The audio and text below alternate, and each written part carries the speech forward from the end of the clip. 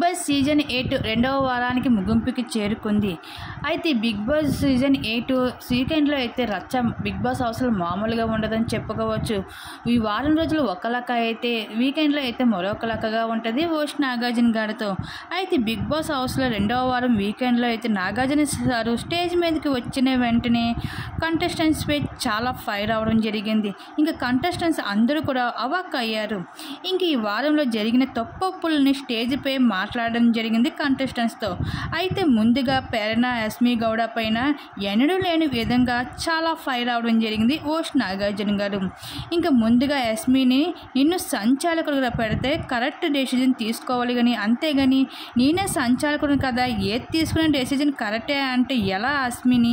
మణికంఠ విషయంలో నువ్వు చాలా పెద్ద తప్పు చేశావు. మణికంఠకి పాయింట్ ఇవ్వాలి కదా, కరెక్ట్ డెసిజన్ తీసుకోవాలి, అప్పుడే సంచాలకుడిగా నీకు పేరు ఉంటుంది. అంతేగాని నీకు ఈ సంచాలకుడిగా ఇచ్చినప్పుడు నీకు ఇష్టం వచ్చినట్లుగా ఉండడం కాదు. బిగ్ బాస్ అన్నది ఇక్కడ ఆట సరిగ్గా ఆడాలి, అలాగే ఆడితేనే బయట జనాలు నీకు ఓట్లు వేస్తారు.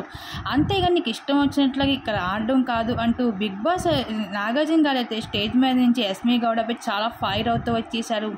మరి నాగార్జున ఫైర్ అవడంపై మీరేమనుకుంటున్నారు? మీ అభిప్రాయాన్ని తప్పకుండా కామెంట్స్ అక్కడ షేర్ చేసుకోండి.